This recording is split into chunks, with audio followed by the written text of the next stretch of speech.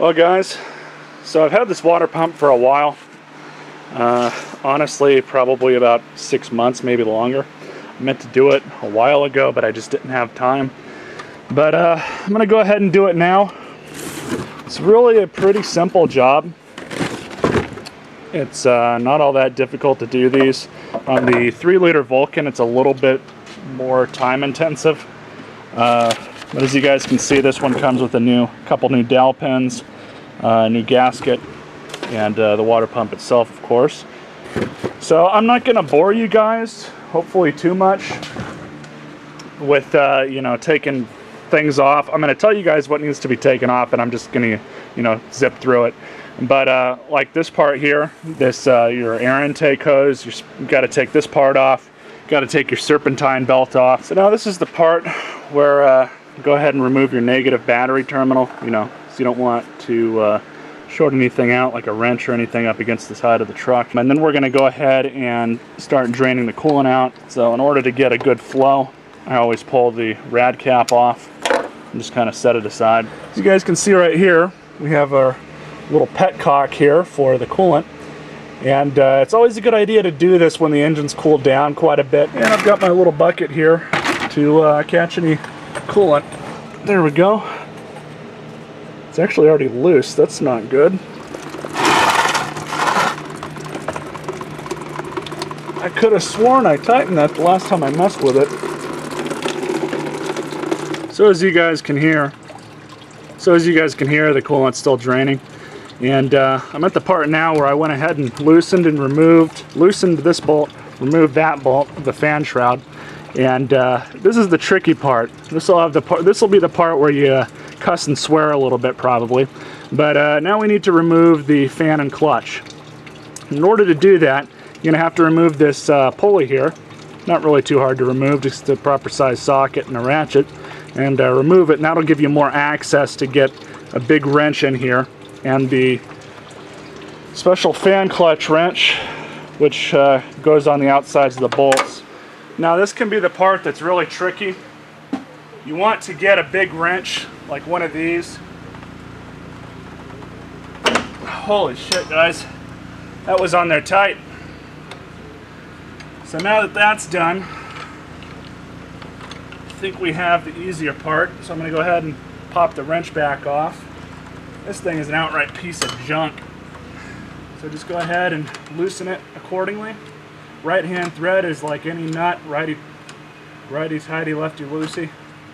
And just start spinning it off after you break that seal. Pull everything out. So now we have a lot more room to work on the water pump and get to it. What I am going to do is go ahead and loosen up this bottom hose right here. I'm just going to go ahead and pull those two parts of that clamp in, kind of peel the hose off a little bit, nice and slowly. But before I do that, I of course have to remove the bolts that are holding the pulley on for the water pump, just to get a little bit extra room in there. So now the bottom hose is off. Now I have to go ahead and remove that one, and we'll remove the pulley. It is worth noting that when you have a wrench like this, it's a lot easier to get a pulley off without having to use a strap wrench, because under normal circumstances you'll have to get a strap wrench in there and then a ratchet and a socket in order to get it off. But one of these, they spin with so much torque anyways, you don't need a strap wrench on it. I love tools like this. I swear air tools are probably one of the best investments I've made so far with all my home stuff. Now I'm working on the smaller one here off to the left. It's got this little sort of bracket that's holding it on down below. So I did loosen that up quite a bit, and got to remove it completely because it actually holds it back quite a bit. Now let's see if we can go ahead and twist her off. A little bit, not much. Can't really get you guys too much better of an angle here, but you just got to get down below, get your ratchet in there, and just start ripping them out. Luckily on the bottom, in between the inlet and the heater part, there's only 4 bolts to get to. So I'm gonna have to kind of get a little crafty. As you guys can see what I'm doing here at the bottom, just because you can't really see the bottom bolts all that well, is I'm sticking the extension on it first, and then sticking the air ratchet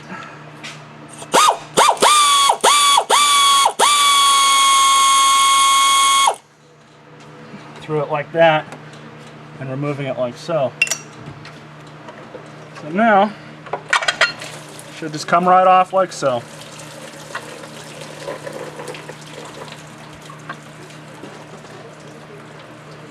So here's the water pump. It's definitely nice and old, getting coolant all over the place. I'm just gonna go and set it down, just throw it in there.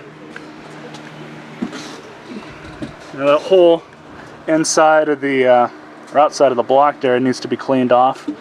Some flaky stuff. And then I gotta scrape the gasket off. So I've got the mating surface now pretty clean. Still gotta do a little bit more touch up with the brush here. But been slowly chipping away at it. Now this is the kind of sealant that I love to use for these kind of paper cardboard gaskets. What's good about this sealant is it's resistant to antifreeze, oil, it even says back here, motor oil, diesel oil, water, and steam. It's pretty much resistant to everything, even including gasoline. And I've used this stuff for years on these type of gaskets, but mainly water pumps, and I've never had them leak. Basically all you do is you just grab your gasket, and I'm going to go ahead and apply a thin coat to the outside. And all you got to do is just go ahead and open her up. This stuff is messy and it smells bad, so you kind of want to be careful where you get it. I don't really care too much about the top of the toolbox because that's what this rubber mat's made for. But this stuff is messy and it smells. So I'm just going to go ahead and kind of give it a relatively light coat all around the inside of it. Then I'm going to hit the other side as well. This part can kind of be tricky. In fact, it's kind of irritating, but the best part is when you let this stuff kind of gum up a little bit and cure, it doesn't seal itself to the pump just yet, but it's at the point where, just because of how tacky it is, in some areas it'll sit down nice and it won't really, move too much. So what you kind of want to do, especially on the problem area like I have over here on the right where it keeps coming back up, I'm just going to go ahead and stick a bolt through. Just kind of line her up until both bolts go in and they kind of start threading through. And just start threading them in by hand. What I like to do is I like to get all of them through and in and kind of started a little bit before I go and tighten everything down completely. I've always found that that kind of helps the most. And so just using the extension as I'm doing right now helps get them through easy. Kind of like how you took them out. One thing that's good about keeping around at Chilton, I mean, yeah, you can Google it, but it tells you the proper torque specs of pretty much everything. So it's between 72 to 108 inch-pounds. So I'll go ahead and grab a torque wrench. We have our torque wrench right here, Harbor Freight Special. It's actually been a decent little torque wrench. I've been pretty happy with it. There we go. Set it 100. Go ahead and tighten her up so she won't come out. Just start rotating them on. You just want it to click like that. It's pretty obvious when it seats.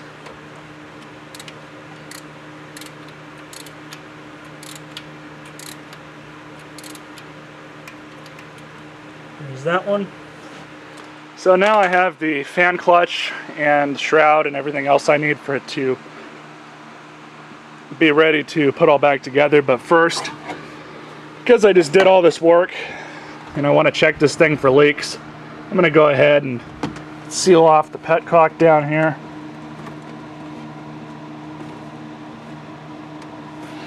And since both of those hoses are now connected to the water pump, I'm going to go ahead and top her off with some antifreeze.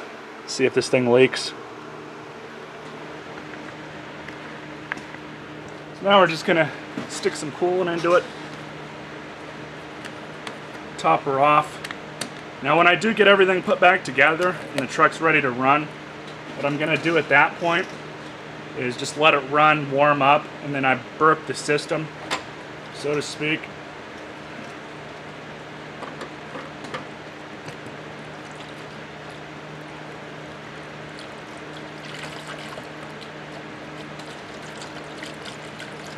No leaking yet.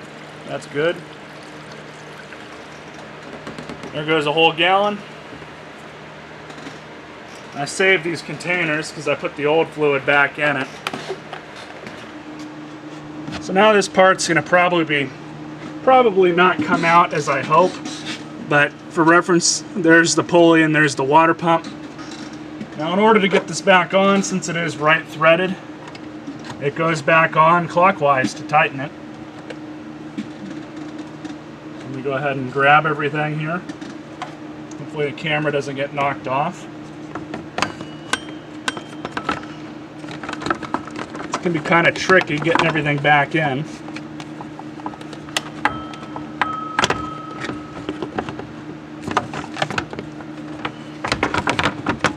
So now that's all in. I'm going to go ahead and just thread on the clutch fan like so, just to kind of get it to where I want it so it won't move around anywhere. And then the fan shroud itself is going to be kind of a pain because it's got to go in these two little brackets at the bottom. Not the easiest things to work with. They feel like they're both in now. See what you guys are seeing. So there's the top down of everything that I'm looking at. So now I just need to put the two bolts in right here and put our tube back up. So now here's the fun part. I'm going to go ahead and tighten this thing down. It's going to involve that piece of junk, which I'm not going to rent that thing again, as I've already said. And it's going to involve this big 1.5-inch wrench. So just like when I was taking it out, I got to use these same tools to put it back in. Just tighten it up. Like I said, it ain't easy. But with a little bit of messing around with one of these, you can get it to work.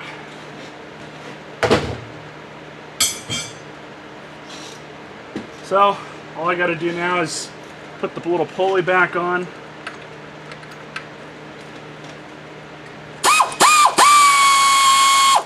Pulley's back on.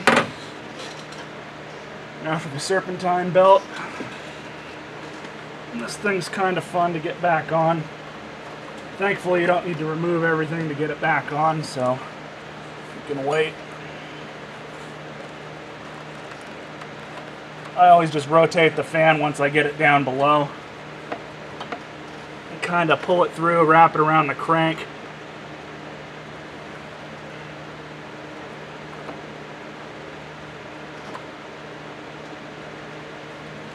Then it goes around the water pump,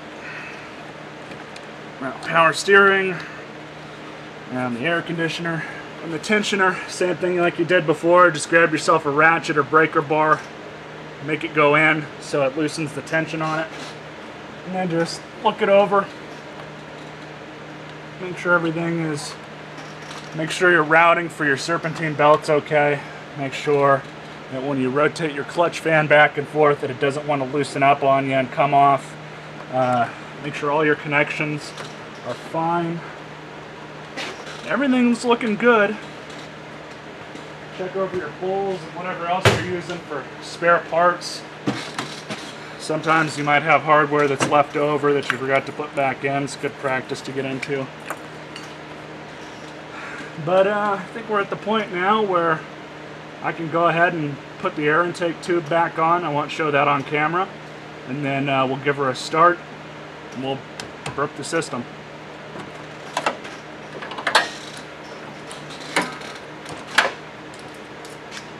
These ramps have worked out great. Those of you who are looking for a decent set of ramps, look up my video. The link's in the description bar. You guys can look at that. And of course, if you need something to stand on, just use an old junky computer. That's worked out really well. Wasn't planning on using that piece of junk again. But now we're at the point where we can go ahead and burp it. Of course, I need to reconnect the battery. No big deal there.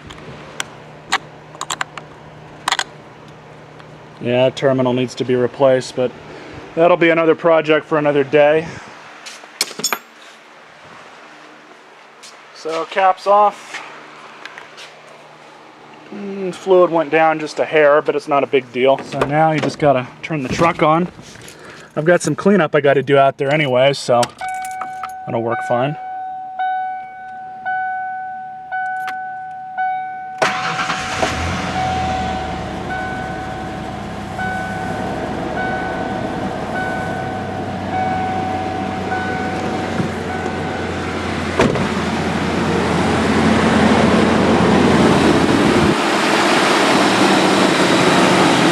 Everything's looking good so far.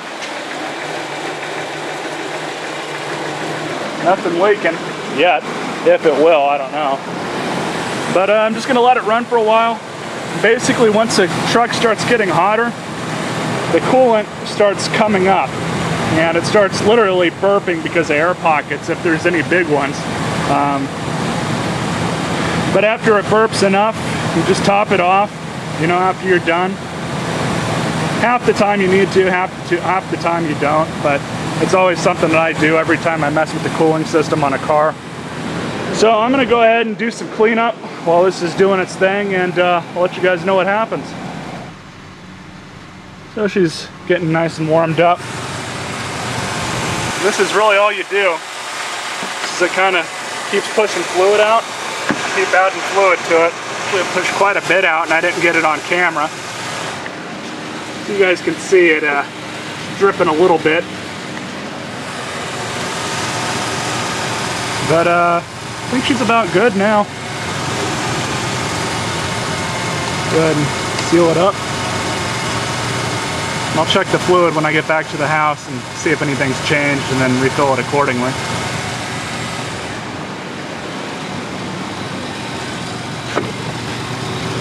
Still got some in the reservoir.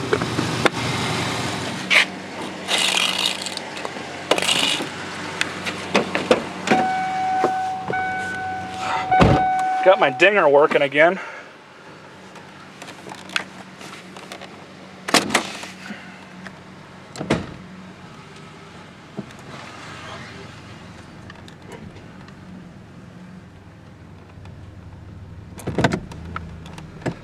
I'll just let her run for a little bit more.